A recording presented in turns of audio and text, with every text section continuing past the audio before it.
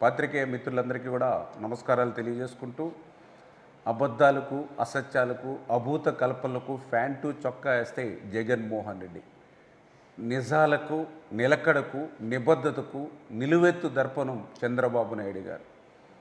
ఎందుకు ఈ మాట చెప్తూ ఉన్నానంటే, ఏదైతే ఈరోజు వైఎస్ఆర్సీపీ అవినీతి కరపత్రిక పేజీలు పేజీలు అబద్ధాలు, అసత్యాలు, వారి అవినీతి ఛానళ్ళు అసత్యాలు, అబద్ధాలు ప్రచారం చేస్తున్నటువంటి పరిస్థితి. అందులో ముఖ్యంగా ఏదైతే ఈ యొక్క ఎత్తిపోతల రాయలసీమ లిఫ్ట్ సంబంధించినటువంటి అంశం మీద అటు తెలంగాణ ప్రయోజనాల కంటే కూడా తెలంగాణలో రాజకీయ ప్రయోజనాలే అక్కడ నేతలు ఆశించి మాట్లాడితే, వాటిని మన రాష్ట్రంలో చొప్పించి ఇక్కడ రాజకీయ లబ్ధి పొందాలనేటువంటి ఆలోచనతో వైఎస్ఆర్సీపీ పార్టీ జగన్మోహన్ రెడ్డి మరి ఈరోజు ఈ యొక్క రాష్ట్రంలో చాలా సిగ్గుచేటైనటువంటి విషయం.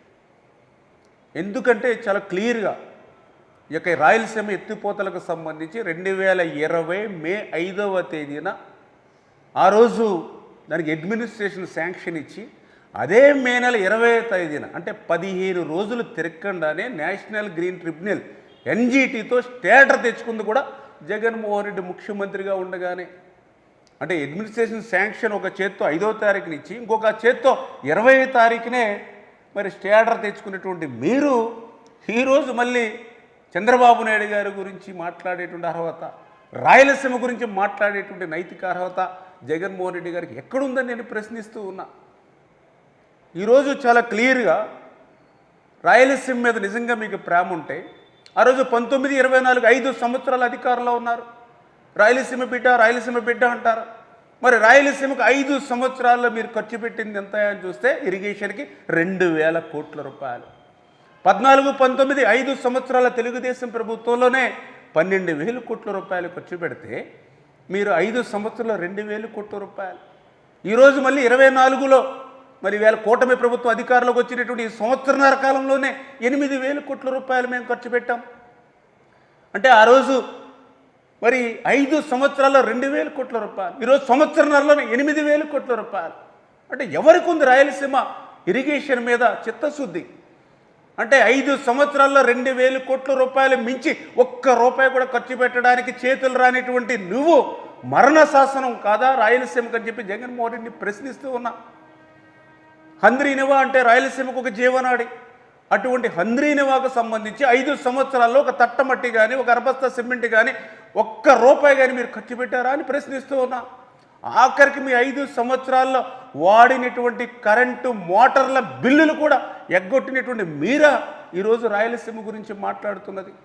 5 సంవత్సరాల్లో మీరు చేయలేనిటువంటి పనిని చంద్రబాబు నాయుడు గారు ఒక్క సంవత్సరంలోనే 3,860 కోట్ల రూపాయలు హంద్రీనివాకు ఖర్చు పెట్టి 768వ కిలోమీటరు ఆఖరి వరకు అటు పొంగనూరు కుప్పం బ్రాంచ్కి కృష్ణమ్మ నీళ్ళని తీసుకెళ్ళడం కానీ, 410 కిలోమీటర్లు మడకసిర మరి ఆఖరి చెరువు వరకు కూడా నీళ్లు తీసుకెళ్ళడం కానీ, మరి నీ 5 సంవత్సరాల్లో హంద్రీనివాని పడకేసినటువంటి నువ్వు రాయలసీమకి మరణ శాసనం కాదా అని చెప్పి ఈవేళ జగన్మోహన్ రెడ్డిని ప్రశ్నిస్తూ ఉన్నారని చెప్పి తెలియజేసుకుంటూ ఉన్నా.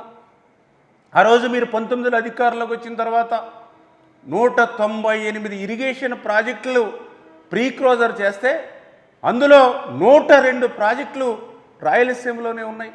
అటువంటి 102 రాయలసీమ ప్రాజెక్టుని ప్రీ క్లోజర్ చేసినటువంటి జగన్మోహన్ రెడ్డి కాదా రాయలసీమకి మరణ శాసనం అని చెప్పి మీ ద్వారా ప్రశ్నిస్తున్నారని చెప్పి తెలియజేసుకుంటూ ఉన్నాం. అదేవిధంగా మీ అందరికీ తెలుసు, ఇవాళ రాయలసీమకి హెచ్ఎన్ఎస్తో పాటుగా జిఎన్ఎస్ఎస్ గాలేరు నగరి. అటువంటి గాలేరు నగరికి ఆయువు పట్టు గోరకొల్లు రిజర్వాయర్ నిండితేనే ఆ గోరకొల్లు రిజర్వాయర్ నుంచే అవుకు నుంచి గండికోట నుంచి చిత్రావతి, పైడిపాలు, ఇట్లా ఏ రిజర్వాయర్ నిండాలన్నా కూడా గోరకొల్లు అనేది మొదటిగా అత్యంత కీలకం. అటువంటి గోరకొల్లు రిజర్వాయర్ ప్రమాదభరితంగా ఉంది. గట్లు బండ్స్ స్ట్రెంగ్త్ జారిపోతూ ఉన్నాయి.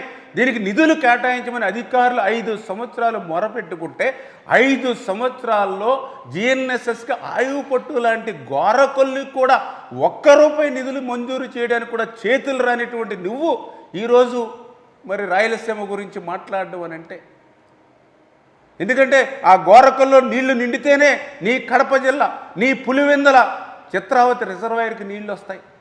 అటువంటి గోరకల్లుకి నువ్వు ₹1 ఇవ్వకపోతే ఈరోజు ఈ కూటమి ప్రభుత్వం వచ్చాక ఈరోజు మేము 58 కోట్లు నిధులు మంజూరు చేసి ఆ గోరకల్లు రిజర్వాయర్ బండని స్ట్రెంగ్తన్ చేస్తున్నటువంటి పరిస్థితి.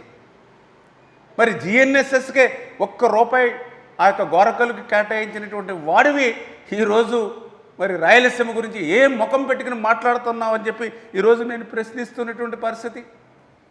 ఈరోజు సంవత్సరన్నర కాలంలోనే అటు జిఎన్ఎస్ఎస్ కానీ ఇటు హెచ్ఎన్ఎస్ఎస్ కానీ మరి ఈవేళ ఒక పర్యవేక్షణతో చంద్రబాబు నాయుడు గారితో పనులు చేశాం కాబట్టే ఈవేళ వేలాది చెరువులు ఈవేళ రాయలసీమలో ఏ ప్రాంతానికి పోయినా జలకలతో కలకల్లాడుతూ ఉన్నాయి.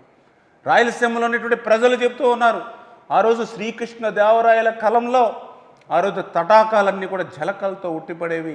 మళ్ళీ ఈరోజు చంద్రబాబు నాయుడు గారి కాలంలోనే ఈ చెరువులన్నీ కూడా జలకలతో ఉట్టిపడుతున్నాయని చెప్తూ ఉన్నారని అంటే ఇది చంద్రబాబు నాయుడు గారు రాయలసీమలో ప్రతి ఎకరానికి ప్రతి అంగుళానికి కూడా నీరు ఇవ్వాలి అనేటువంటి ఆలోచన అవి దశ అంటే ఏదైతే ఆ ప్రజల యొక్క మరి సంతృప్తికి ఒక నిదర్శనం అనే విషయాన్ని కూడా మరి సందర్భంగా తెలియజేసుకుంటూ, అదేవిధంగా ఏదైతే ఈరోజు గోదావరి మనందరికీ తెలుసు, ప్రతి సంవత్సరం కూడా 3000 టీఎంసీల నీరు వృధాగా సముద్రంలో కలిసిపోతూ ఉంది, వృధాగా ఉప్పు నీటిలో కలిసిపోతూ ఉంది.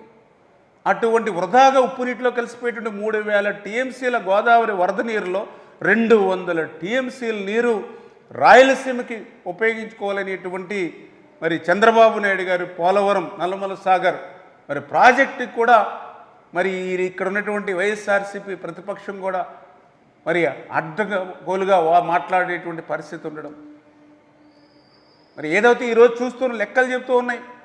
ఈవేళ 50 సంవత్సరాల చరిత్రలో చూస్తే మరి దగ్గర దగ్గర 2904 టీఎంసీల నీరు ప్రతి సంవత్సరం యావరేజ్ని పోతుంది. దగ్గర దగ్గర 3000 TMC last 50 years.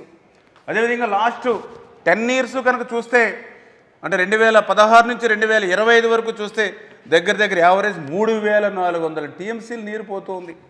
Last 5 years అంటే 2021 నుంచి 2025 వరకు చూస్తే 4064 టీఎంసీల నీరు. ఈ సంవత్సరం అయితే 4600 టీఎంసీల నీరు. ఇంత వృధాగా ప్రతి సంవత్సరం కూడా సముద్రంలో ఉప్పు నీటిలో కలిసిపోతూ ఉంటే అందులో ఒక 200 టీఎంసీల నీరు అటు రాయలసీమకు ఉపయోగించుకోవాలనేటువంటి ప్రయత్నం ఈవేళ ఆంధ్రప్రదేశ్. ఎందుకంటే ఈరోజు మీకు నీళ్లు కావాలా గొడవలు కావాలంటే నీళ్లు కావాలనే ఈరోజు మేము అంటాం. ఎందుకంటే చంద్రబాబు నాయుడు గారు తెలుగు ప్రజలు ఎక్కడ ఉన్నా కూడా సంతోషంగా ఉండాలి, తెలుగు రాష్ట్రాలు రెండూ కూడా అభివృద్ధిలో ముందుండాలి అనేటువంటి ఆలోచనతో ఉన్నటువంటి వ్యక్తి. అందుకే ఆ రోజు కాళేశ్వరం ఏ రకంగా అయితే గోదావరి నీటిని ఉపయోగించి నిర్మాణం చేసుకున్నారు, అదేవిధంగా అదే గోదావరి దిగువన ఉన్నటువంటి రాష్ట్రం ఆంధ్రప్రదేశ్ ఈవేళ పోలవరాన్ని ఉపయోగించుకుని మరి ఈవేళ ఆ 200 టీఎంసీలు నీరు తీసుకుంటే తప్పేంటని చెప్పి ఈరోజు ప్రశ్నిస్తూ ఉన్నాం. ఈ రకంగా మరి ఈవేళ తెలుగు రాష్ట్రాలు 2 రాష్ట్రాలు కూడా బాగుండాలి, తెలుగు ప్రజలందరూ కూడా బాగుండాలి అనేటువంటి ఆలోచనతో ఈరోజు చంద్రబాబు నాయుడు గారు పనిచేస్తూ ఉంటే ఈ సంవత్సరన్నర కాలంలోనే ఎన్నో అభివృద్ధి కార్యక్రమాలకి ఎన్నో సంక్షేమ కార్యక్రమాలకి శ్రీకారం చుడితే ఎన్నో పరిశ్రమలను పారిశ్రామికవేత్తలను ఈ రాష్ట్రానికి తీసుకొచ్చి ఉపాధి ఉద్యోగ అవకాశాలు ఇస్తూ ఉంటే అందులో పర్టికులర్గా రాయలసీమను ఒక రతనాల సీమగా మార్చేటువంటి ప్రక్రియ ఈరోజు చంద్రబాబు నాయుడు గారి పాలనలో సాగుతూ ఉంటే అది ఓర్వలేకే వైఎస్ఆర్సీపీ జగన్మోహన్ రెడ్డి ఇటువంటి అసత్యాలను అబద్ధాలను తన అవినీతి ఛానల్ అవినీతి పత్రికను ఉపయోగించి దుష్ప్రచారాలు చేస్తున్నారనే విషయాన్ని మీ ద్వారా ప్రజలందరికీ కూడా తెలియజేసుకుంటూ ఉన్నాం.